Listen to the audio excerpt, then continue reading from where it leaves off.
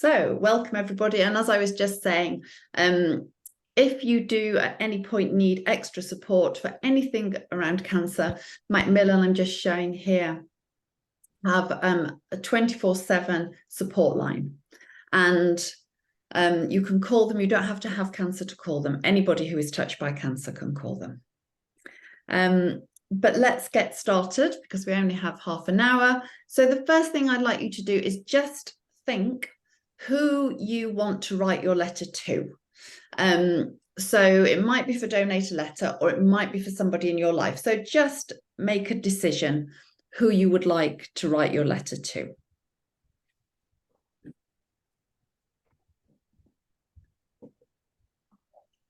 And on Zoom, I'm just sharing my screen.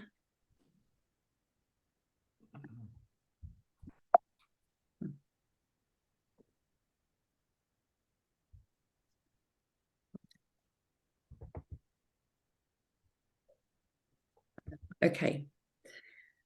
And I thought today we would take as our theme for our letter, we would use autumn or October or Halloween or whatever you fancy. So on your scrap paper, on your note paper,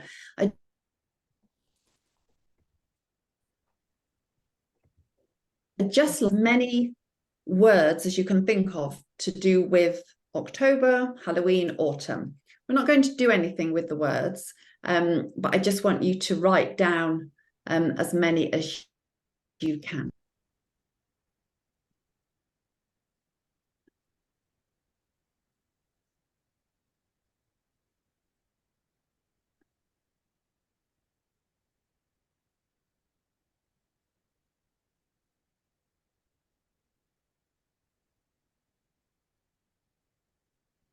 Just for a bit of inspiration, I'm going to share this slide with you.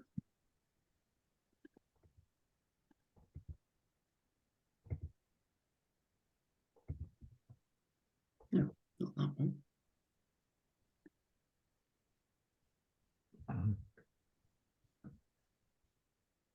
That's just, so you might be thinking pumpkins, you might be thinking colours, you might be thinking conkers, smells, harvest, root vegetables, bonfires, trick or treat. Okay, so have we got all the words that we need? Okay. So the next thing I would like you to do is now to think of an anecdote that's to do with your theme. So your October, autumn, Halloween theme. Think of an anecdote that you are going to tell somebody in your letter. You will probably be part of that anecdote. But it could be about a friend, a family member, a pet, a story that you've heard. It could be about the time of day. It could be the senses of autumn. It could be about the food of autumn. But just have a few minutes. You might just want to jot down some things that come to mind about your anecdote of autumn. So your anecdote may be something as simple as a walk that you took and the crunching of the leaves and the smells around you. Or it might be something from a childhood memory of trick-or-treating. So just jot a few things down and think about how you're going to tell your anecdote and how you're going to put yourself into that anecdote as well. So if it's not about you, it might be an anecdote that you've heard, but you can perhaps talk about how you have your response to it, what it's made you think about. So just jot down a few notes.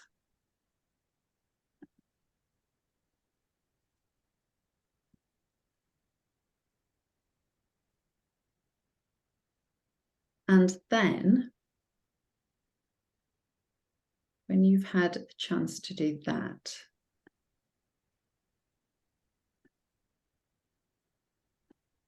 what we are most often told, particularly particularly when we donate a letter, is that they don't know how to start their letter. So I'm going to give you some opening lines. But if you're writing for donate a letter, your first line, all it needs to be is hello or dear friend or hi. It's as simple as that. And obviously, if you're writing to somebody, you know it's so much easier because you're going to say hello, Claire, or whatever. But here on the screen, and for you on Instagram, I will read a few out for you. Let me admit a couple more people. So here are some opening lines for you to just choose one, and choose any of these. It really doesn't matter. Nobody remembers the first line of a letter. They will remember the story, the anecdote that you're going to tell them.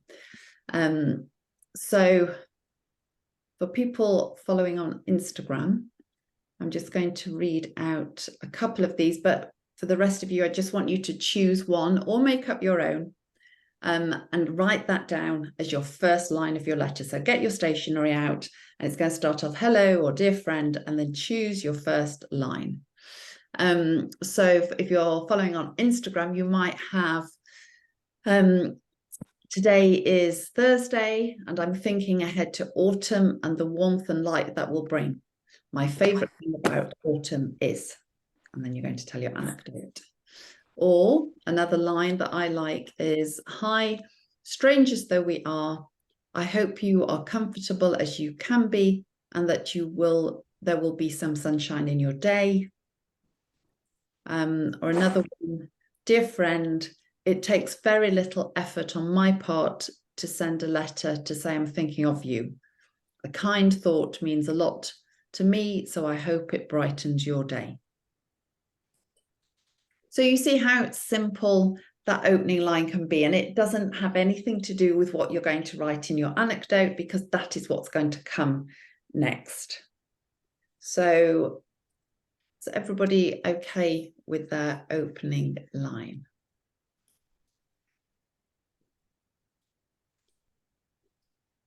Okay, so now I'm going to ask you to write just your first paragraph of your letter, and it's going to be a paragraph to kind of set the scene of autumn. So it might be something about autumn colours. It might be something about the things about autumn that trigger memories for you. It might be what you love or don't love about this time of the year. But just to set the scene for your reader so that they can be transported into their autumn thoughts as well, so that when you're telling them your anecdote, you will they'll also be in your world, your autumn world. Feeling chilly? So just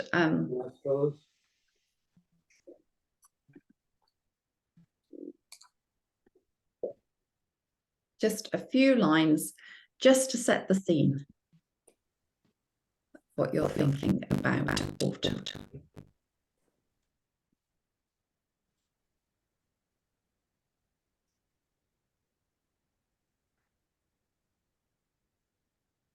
What else? Chillier days, well, scholars. Shorter days, longer nights. Days, I like that. That's not very uplifting, is it? No, it's supposed to be uplifting, yeah. Yeah, it's when someone with cancer. You're going to write someone who's got cancer, so they don't want to have shorter days and longer nights when they've already got long nights. Don't think about the fact that the person's got cancer. People who are living with cancer often don't like to be defined by their cancer. They just want to be treated as a human being, or just a friend. So write to them as if you were writing to a friend, because they don't want to be treated specially or differently, and they want to be connected into a world that they are disconnected from at the moment. So so whilst your writing is going to be uplifting, it's also going to be from the heart, and that's really all that matters. Muted as well. Muted.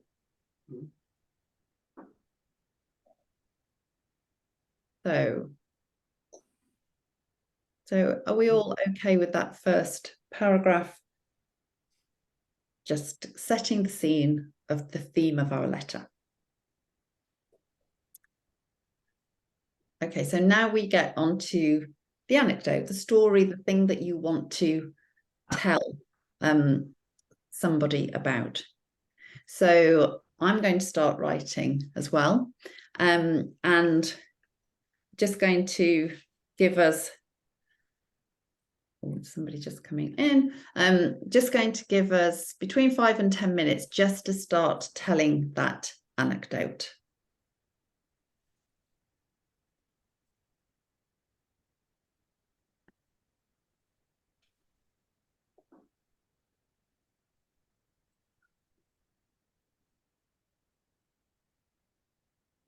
What's that be?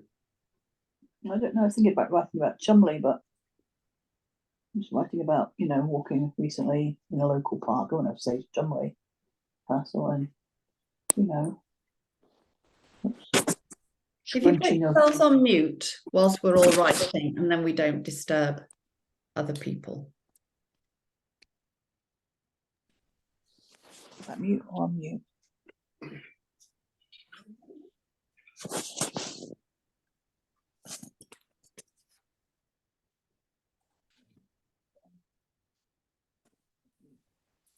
Because you put on mute, if you touch it, mute, it wants to come up on mute.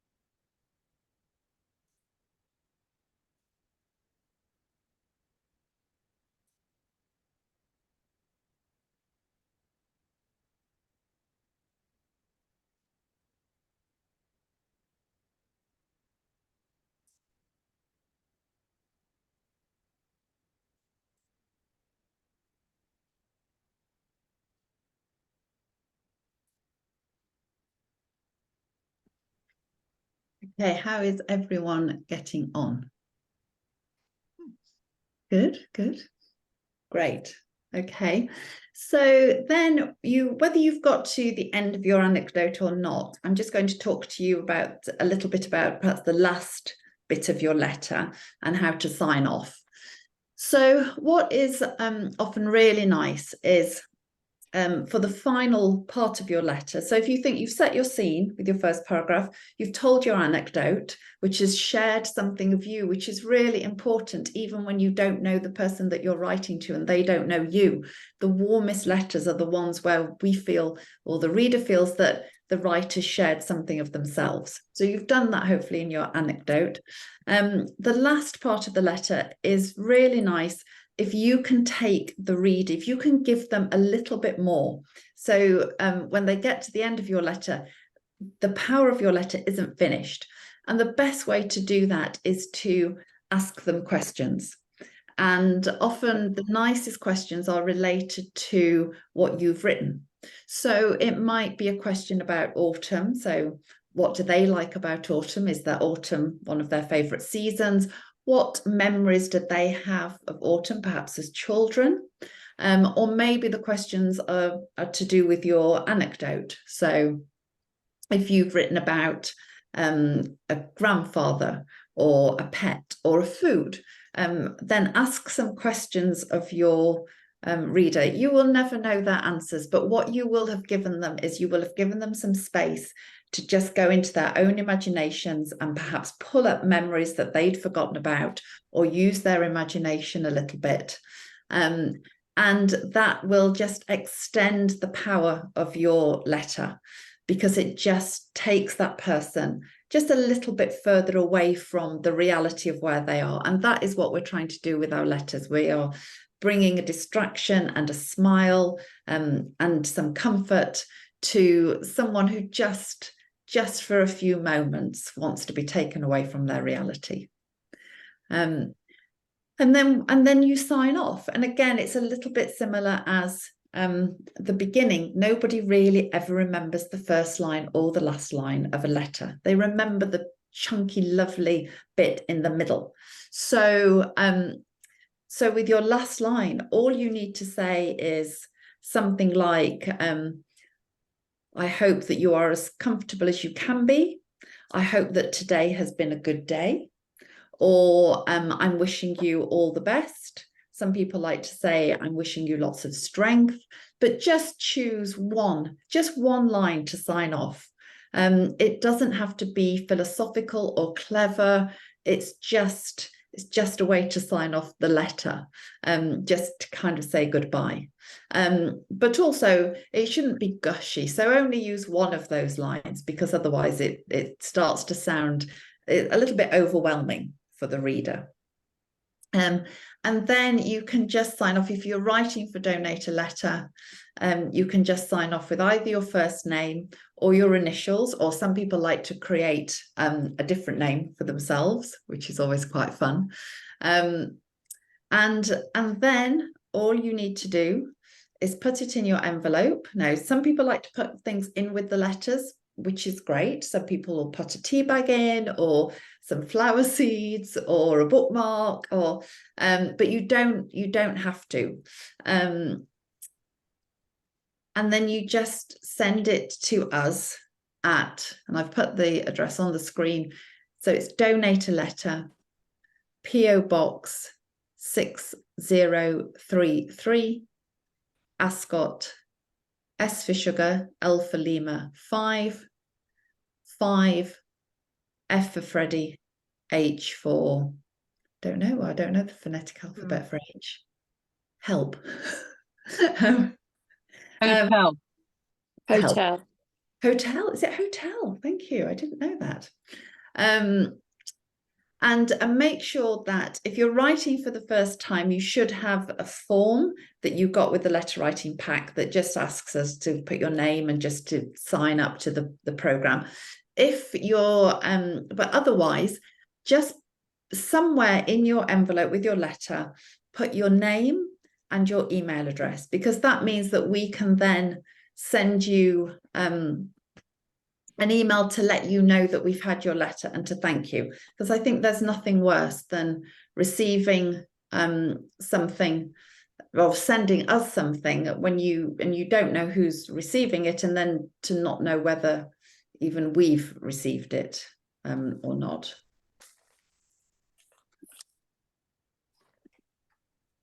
And then just finally to say, any support that you can give us is amazing. So if you want to put in stamps with your letter, please do. Don't attach them to anything, because we use them in the bundles that we send to the hospitals, but that's great.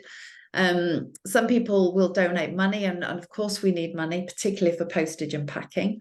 But one thing that you can do, which is completely free, if you're on social media, please follow us, please comment, please retweet,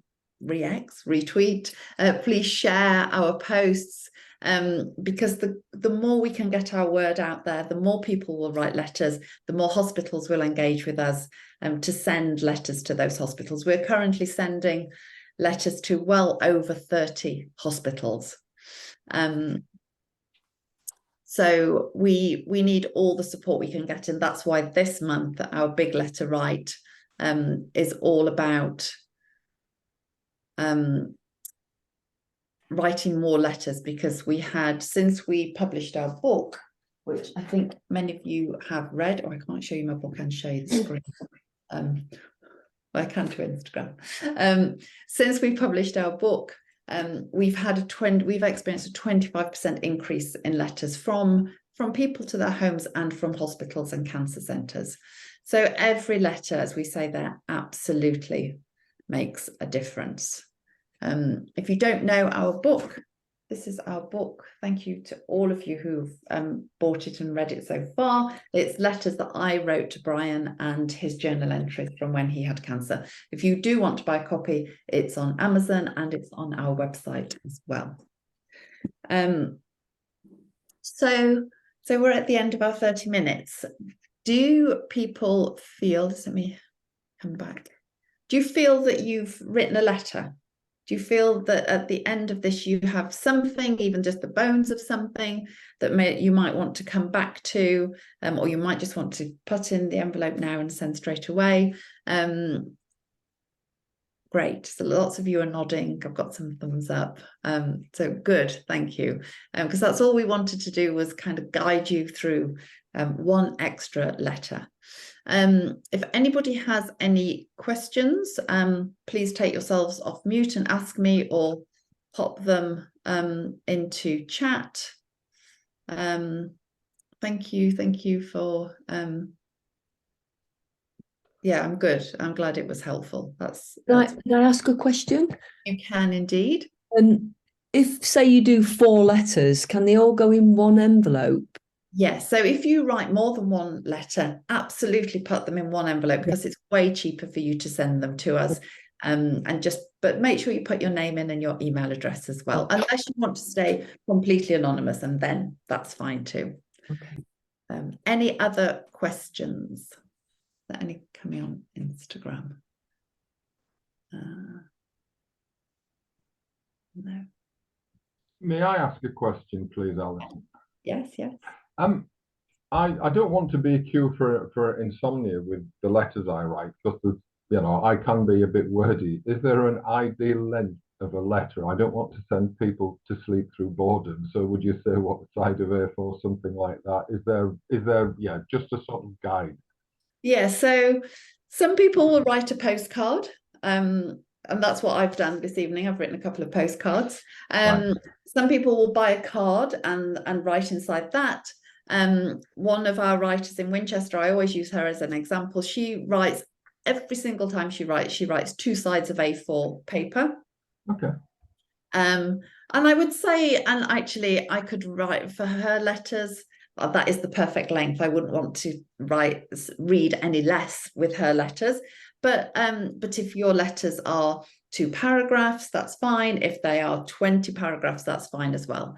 I think that if you're still enjoying writing the letter, then the person receiving will enjoy reading it. If you've started to bore yourself, then it's probably time to stop. Okay, I'll try not to write it on the back of a roll of wallpaper then. Thank you for that. That's really helpful.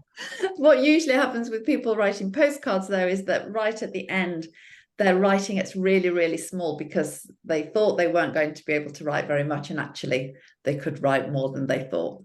Okay, that's great. You're doing a fine job. Thank you. Thank you. Thank you.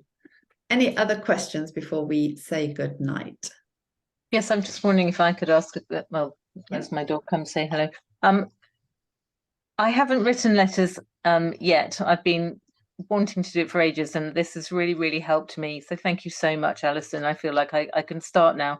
So if I put my letter in an envelope to donate a letter, does that need a stamp on that envelope? Is that right? Yes. So Your PR box. yes. So we don't have free post, unfortunately. So you need to stamp the package that you are sending to us, be it with your one letter or two or three or whatever. And if you have spare envelopes, just put those, leave those blank. Don't seal up your letters because we read every letter just for safeguarding purposes.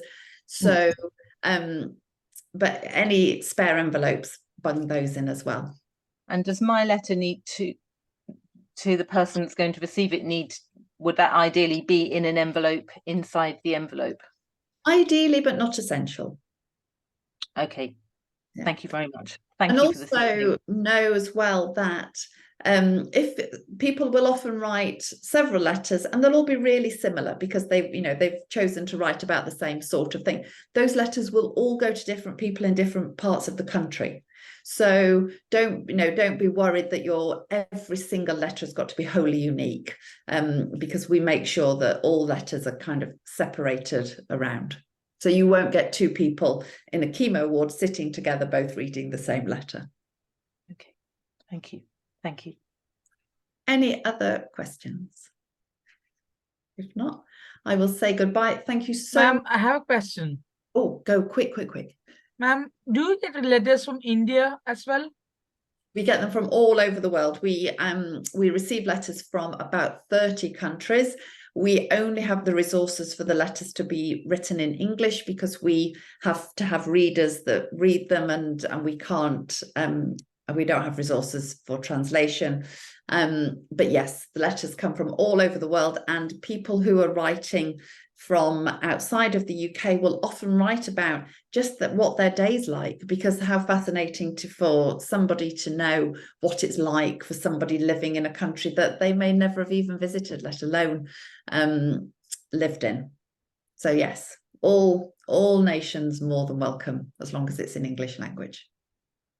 Thank you, ma'am. Thank you. Thank you, everybody. Thank you so much for joining. And please email us if you have, through the website, contact us if you have any other questions. I'll say goodbye. Thank you.